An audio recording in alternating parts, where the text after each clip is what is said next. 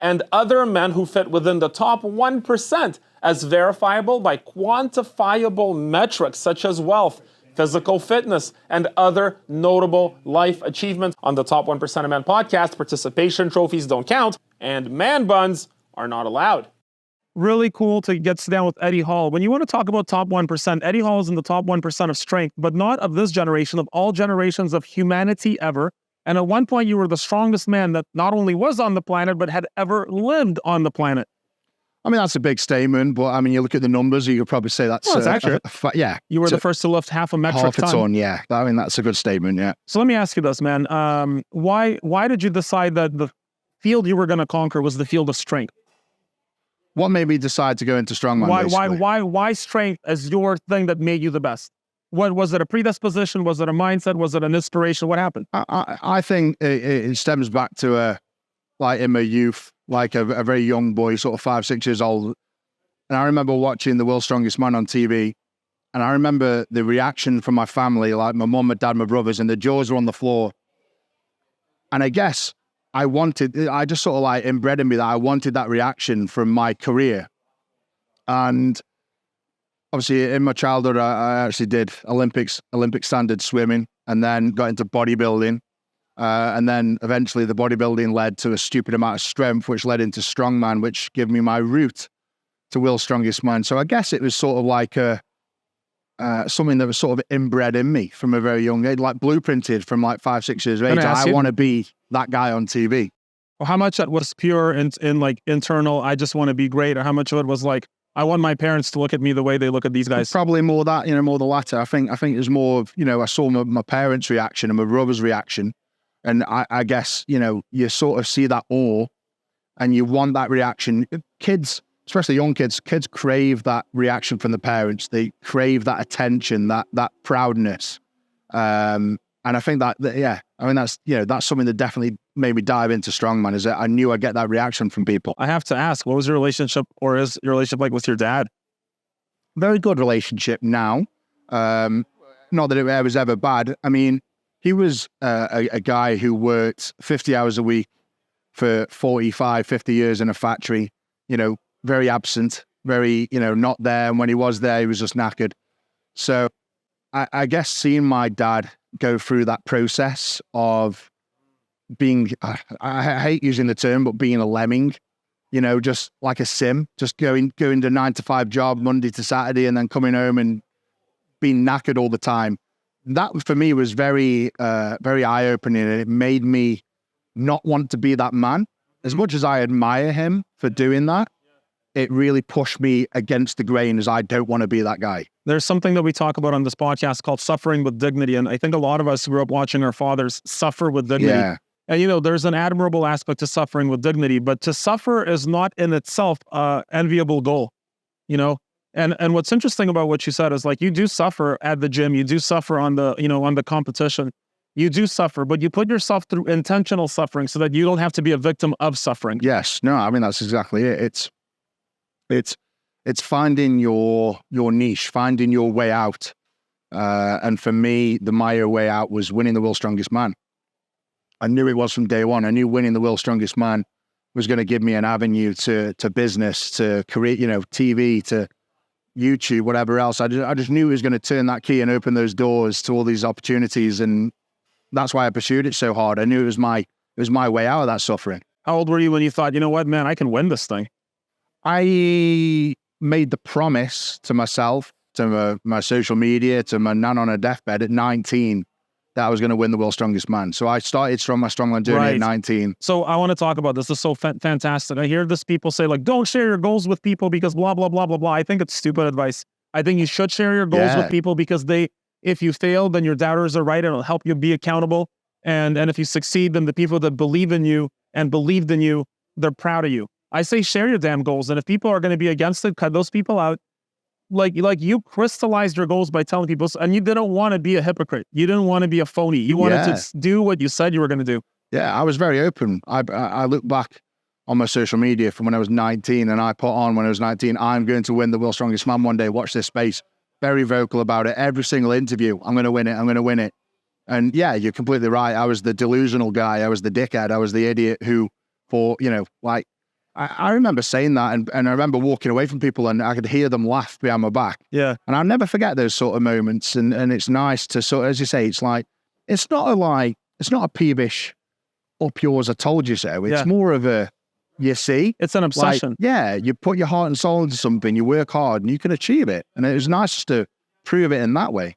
You know, I remember a story. This reminds me when I was younger. My thing was like, I really admired people who had wealth because, you know, we moved to Canada from the Soviet Union. We had like social housing and food stamps. Yeah. And I became massively obsessed with one day building a company. I was obsessed to the point where I remember I took a girl on a date. And to her, what she saw was a guy in a 1988 Toyota Corolla. This is like 2002. And I have a Ferrari sticker on the steering wheel. This doesn't even have power steering. I have motivational quotes. I can still recite them word for word from like the greatest salesman in the world. Like, you know, I will greet this day with love in my heart, for this is the greatest secret of success in all ventures. I will persist until I succeed. Like all these kind of quotes. And I had Napoleon Hill, Think and Grow Rich playing in the background in my Toyota. And I remember she got in the car and after about 20 minutes, she was so uncomfortable because she realized I was a psycho. I was psychotically obsessed with a specific goal that like, I'm going to be an entrepreneur. I'm going to build a company. I'm going to do this thing. And so when you told me earlier, like, you know, I want to be the world's strongest man, were you obsessed? Was it something that was always with you? 100%. It was a life obsession. And just like you, I had the pictures of the World's Strongest Man trophy on the dash in my car. Man. No joke. I had a picture of Arnold Schwarzenegger on the sun visor. And now you know him. Now you guys are buddies. You do business together. And those were two goals: to win the World's Strongest Man and to get acquainted with Arnold Schwarzenegger. And I won the World's Strongest Man. And I went into business with Arnold Schwarzenegger. So those two things that were stuck on my dashboard and sun visor in my car came true. So I mean, that's it. That's good advice I would give to anyone in life, is to something subliminal. You know, even if it's just in your bathroom mirror, just a little picture in the corner of $1 million or a Ferrari, whatever you dream of. I think those subliminal things keep you motivated. You don't even know it. Yeah, I tell my guys that like at work, put these positive images around, even if you don't see it, your mind just absorbs things around you. But here's an interesting question, man. Like, do you always, like when you were training, did you always feel like going to the gym and doing the hard stuff? Or was it sometimes like you just have to have the discipline to do it even though you don't really want to? It's discipline. There's many a time you don't want to get up and go to the gym. It's a life obsession. You know, you've got to be absolutely 100% obsessed, military obsessed. You know, you've got to wake up and the first thing you're thinking is, what can I do today to make myself stronger for tomorrow? You know, it's got to be a non-stop sort of mindset of how can I be better all the time. Did you ever go into a competition nervous? I think if I said I wasn't nervous, I'd be lying. And I think nerves are a good thing. Nerves mean that you are in the moment and you're worried about it, you know. And I think being worried about something shows that you care about it. And I think if you're not nervous and anxious going into any big moment like that, I think you're fucking lying. So you act in spite of how you feel. Yeah. That's very manly. You see, we talk about some girls sometimes and they just act how they feel. And for men, we don't have that option, man. We don't have the privilege. You got to act in spite of how you feel, or you become that lemming that lives life on repeat every day. And then you suffer indignity. And then you have to do what you don't feel like. You don't have a choice anymore because you got to survive. Yeah. Man. Yeah, exactly. Did you ever go into a competition feel like you could have trained harder? No. Bro. That is... Look, you guys see, so you never let yourself down. You kept your promises to yourself. I'll never forget. One year I came third. Smee, can you lower your volume just a little bit? Fucking hell. Jesus. Fucking hell, man. It's like you sat here. Yeah, I think... What was the question? I hate your shit when that happens. Did you ever go into a competition feeling like you didn't train? Right. You could have trained harder. Yeah, so I remember World's Strongest Man. No, Europe's Strongest Man 2017 was probably the best example. I came second to half Thor Bjornsson at Europe's Strongest Man. And I remember standing on that second place spot. And I remember saying to myself, I can't be angry because I had no excuses. I didn't miss a single training session. I didn't miss a single physio session. I never missed a meal. I slept like a god. You know, everything was like a god. Everything was perfect. Yeah. And that mindset took me into World's Strongest Man 5 weeks later. And I said to myself, it always took the pressure off me because I thought to myself, whether I become World's Strongest Man, or whether I get second, third, fourth, fifth, at least I can stand there and say, I gave it my all and I had no excuses. And that was more for my own mentality than anyone else's. Because the second you've got an excuse is when the doubt creeps in. If you've missed that physio session 2 weeks ago or missed that meal yesterday, that's that doubt creeping in. And I didn't give myself that one little inch of doubt. So I think, that when you've been that regimented and military for so long, it literally imprints in your brain. Like, so when you just asked me then, could you have tried any? No, I couldn't. Simple. No, do you ever feel like you could have tried harder when you were, this is going to be a little bit of an offensive question, but I have to ask it. Do you feel like you didn't do the best in the specific event because you had an extra 5% to give, you just didn't reach it? Yeah, I would say there was more room for improvement on events, but that is down to time. That is down to your genetics. Really? Why is that? Because there's some events that you just aren't built to be good at, like Atlas stones. Okay. It suits the taller guys. It's on high platforms. You got big stones you've got to wrap your arms around. So obviously the guy with the longer arms are going to get a better grip.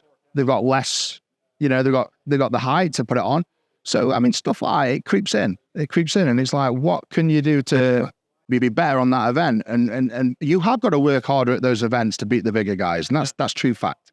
Because genetics come in and take over. Is there like a slight edge philosophy, meaning that that you're not going to improve 10 things, but you have that one little thing and that's the thing you're going to improve a little bit to get squeeze the most juice out of results? Yeah, definitely. I think everyone's got that weakness. My weakness was definitely moving events. Okay. And, I found that in like 2014, 2015. And then that 2-year transition, I did nothing but train moving events for those last 2 years. And that's where those points were made up from coming, the top 5 to the top 3 to eventually winning it. Man, one of the things that I'm really impressed working with you, you're really professional. You're like a business guy. You're a business guy, man. Yeah. And what's interesting is that surprised me a little bit. But how did the competition of World's Strongest Man, and just the competition with yourself, how did that impact your business life now? So, let me be upfront and say to win the World's Strongest Man, you've got to be quite well off. Oh, really? Yeah, you've got to be. Tell me more. We just had this discussion in the car, actually. Think about it, because I was spending £300 a week on food. Wow. I was spending £250 a week on physio. And then you've got gym memberships, you've got travel.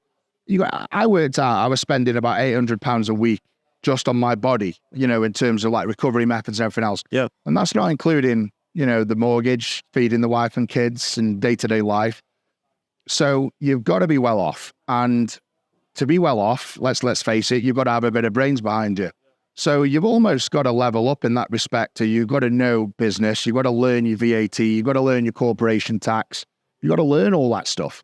And I learned that very early on. And winning the World's Strongest Man opened up all these avenues to set these businesses up, to set up YouTube, to hire videographers, to hire accountants, got a full-time PA. You need all these little things in place to make your businesses grow and grow and grow. World's Strongest Man was definitely a turn of the key for me to open all those avenues to, for instance, like, I had a TV show called Eddie Eats America. I actually shot the pilot for that myself, shot it, edited it, took it to a channel, and was like, there you go, what do you think of this? And they gave me a TV show off the back of that. There's so many people, like when you run a company, they come to me with ideas, we should do this, you should do that. I'm like, and you expect me to do all the legwork to actualize your idea. So what I tell people in our company, I do this a lot when I approach you to pitch you about working with us with suits. Yeah. I don't come to you with like an idea. I send you some finished product. I'm like, hey, here's pictures of what we do. Here's how it's going to look on you. Here's avatars. Like we put work on the front end. Yeah. And I tell guys all the time, like in business, because, I'm in the sort of the corporate world, let's say, like if you come to your CEO with ideas, don't come with an idea and then expect him to do work. Yeah. Come to me and say, I've already done all the work as proof that I'm willing to do more work for you. So you added value into the relationship and that's 100% your risk. And you had the balls to do it. Yeah. And I even do it now. I'm doing a pilot, I'm doing a full production, 1 hour show for Netflix. And I'm doing that off my own back. It's big money. And they could take it, they could not. I could lose £500,000 or could make God knows how much. Much more, hopefully. But you've got to take that risk and you've got to have the brain power to go, here's a package. We can make 8 of these episodes a year. What are you thinking? So this is interesting. You said you have to have some wealth or some income in order to be able to invest in yourself to perform at that level at world's strongest man. So I'm a strong believer in this, but this philosophy I do find offends people. I don't know why, but it does, is that you have to have a good relationship with money to have a good relationship with the other things that you want to pursue. Yeah, no, 100%. I think, and you'll have been in my footsteps, no doubt, is when I left high school, I got a job straight away, which was very You were a mechanic. I was a mechanic, Unbelievable, man. Can you imagine Eddie Hall was your mechanic and telling your friends, like, hey, I was my mechanic on TV? And don't get me wrong, most people in my school went straight into jobs, but a lot go to college. And within my family, it was like, oh, if you don't go to college, it's not right. You need to go to college, you need to go to university. So I guess I was like the first one to break the mold. Went straight into a job. At 17, I started working the doors, like doing security on pubs and clubs. At 18, I started my own door business because I saw what money was in it. So I started like, right, hang on a second, why am I working for this guy? He's making all this money and I'm working for pittance. So it's like, no. I'm going to set my own business up. And I started taking the contracts off people. I ran probably half the security in Stoke-on-Trent at one point. I bought my first house when I was 18, started renting it out. I bought my second house when I was 19. Whoa, pause for a second. Yeah. You became a landlord at 18? Yeah. Guys, this guy understands. Can you imagine, like, at 18 years old, you get a bit of money and you're like, oh, I'm going to buy these toys and take these girls out. This dude what year was this? Oh, it'd be like 2004, 5. This information wasn't even, there were no YouTube back then. This information wasn't out there. And you go out there and you're like 18, you have a little bit of money. You're not buying that girl a bag. You're buying yourself a house and then you're renting it. Exactly. And then to go on from that, at 19, I bought my second house, rented that out, and so on and so on. So it's just reinvesting your money. Bro. Whilst all my mates were down the pub pissing the money up the wall, I was stood there working the doors, watching them piss the money at the wall and thinking to myself, this is going to pay off. You were 1% by 19. Yeah. And for your age group, that's like, bro, much mad respect. And a lot of that was down to good advice. I had a lot of good people around me. I was told from a very early age at 17, don't put your money in a pension, buy a house. That's the first thing I was told as soon as I got a job. And I was like, that makes sense. And that has set me up. That one house deal that I did when I was 18 has set me up so well going into my adulthood. It's just, you got like 200 grand of property behind you by the time you're 30, and you're not even starting. Most people don't even get the property ladder by the time they're 30. So you got to put all these measures in. And again, people won't like that. People will be like, oh, money's for living, blah blah blah. Well, yeah, it is, but money without freedom is fucking useless. Right. And freedom without money is fucking useless. Yep. And I've got the best of both right now. I worked my bollocks off and I retired at 29. And now I just live a lot. I do bits and bobs. And of course I've got businesses and I like, obviously I like money and get me income, but I've got the money and I've got the freedom. And that's the dream. That's what I didn't want to be, that sheep. I didn't want to be my dad. Well, that's actually interesting. So, like my parents told me go to university, do all this stuff. But here's the issue that I had with it. It's like, I started noticing that the people that were giving me the advice on what to do, I didn't want to be like them. So at one point we all wake up and we look at our parents and we ask ourselves, do I want to be like my dad? Like, I love my dad. He's a hardworking guy, but do I want that life? And this is what we talk about on the podcast sometimes when I'm a guest. It's like, don't take advice from people if you don't want to trade lives with them. Yes, no, exactly. But you know that. Exactly that. The best advice my dad ever gave me was never put your winky where you wouldn't put your tongue. That's great advice. Why? And would you? Yeah, well, I feel instant regret, but no. I probably have in the past, but I feel like advice I probably didn't follow, but it's great advice. I would say don't put your winky where you wouldn't put your checkbook. Yeah. That's by today's standards. We have to elevate the accountability today because we're living in a different world. But man, I thank you for taking a few minutes, man. Like, this is so eye-opening. One thing I'm noticing, like, I've sat down, had an opportunity to spend time with guys like Alice Cooper, guys like Lennox Lewis, guys like Kevin Sorbo, the guys like Dan Law, guys like Eddie Hall. We're going to be sitting down doing this with a couple of just us awesome mega stars. And what I'm noticing is you guys are all really smart. That's one thing people tell me about, celebrities. Oh, this guy does that. You talk to them. It's like, this is not by accident that you are who you are. That's the thing is people think it's luck. No. And I always say you make your own luck in life. Like, it's not luck. It's fucking hard work. Like, you don't Alice Cooper didn't land a lucky song. He worked his bollocks off. The stories are crazy. Endless hours writing those songs and failing and going to concerts and people hating them, and then they strike lucky. You know, it's, and again, it's the perception of, you see a celeb, you see a big house, you see the car, and you're like, lucky bastard. And don't worry like that. Man, but you know, you worked your ass off for it. You sacrificed for it. You did the things that you said you were going to do, even long after you didn't feel like doing them anymore. That's really keeping a commitment, right? Do what you said you were going to do long after the feeling of when you initially said it has passed. Yeah, exactly. So exactly that's pretty powerful, man. Eddie, last thing, man. One thing, you know, you're a dad. You got a young boy here with you at the gym. Yeah. Daughter on the way, etc. But here's the, like, what advice would you give your son? And for all the guys listening, you know, if your dad was Eddie Hall and you could learn from him, what advice are you going to give to your son? Oh, I mean, we're in a very fucked up world at the minute, but I think I would get, the best advice I give my son is be yourself. Don't let anyone imprint on you that you, like you say, you don't want to be someone. Don't be that person. Follow your dreams. Go against the grain. You know, if people say you can't do something, go out and fucking do it. Just go against the grain. That's what I say, man. Just be the best you can be.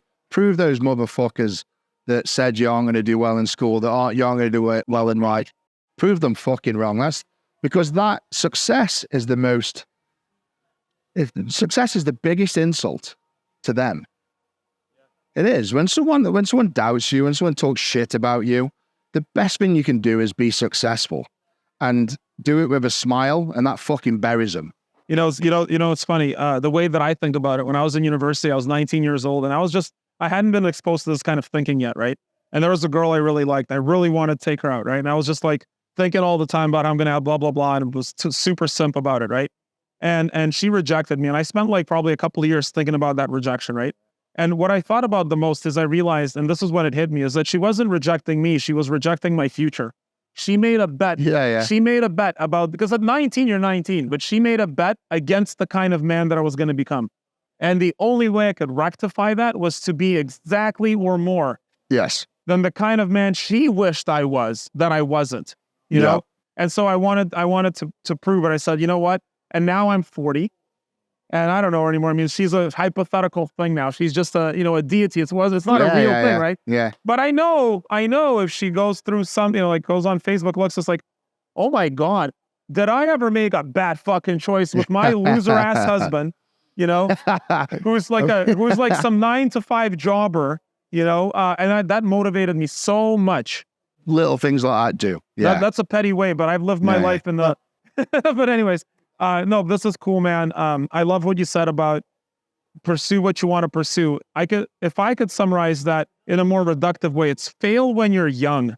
Yeah. When you're 30 and you wake up, you're like, I'm going to become the world's strongest man. Man, you've been waiting, you procrastinated too long. Yeah, and I think failures, people hide failures. People are ashamed of failures. And geez, I failed way more in life than I succeeded. And I think a good statement to say is really that remember this, failures are part of the process. And I'll never forget working with a psychiatrist when I was really struggling with failures, coming second, third, fourth at strongman competitions. It destroyed my head. And then a therapist said to me one day, yeah, but what if I told you you're only 10 more failures away from becoming the world's strongest man? Damn. And that's when it hit me. That's when it's like, you know what? You're fucking right. You've got to go through those failures to be the best. You've got to learn. You've got to trial and error. So don't be afraid to fail. Fail is fucking good. Based respect, Eddie Hall.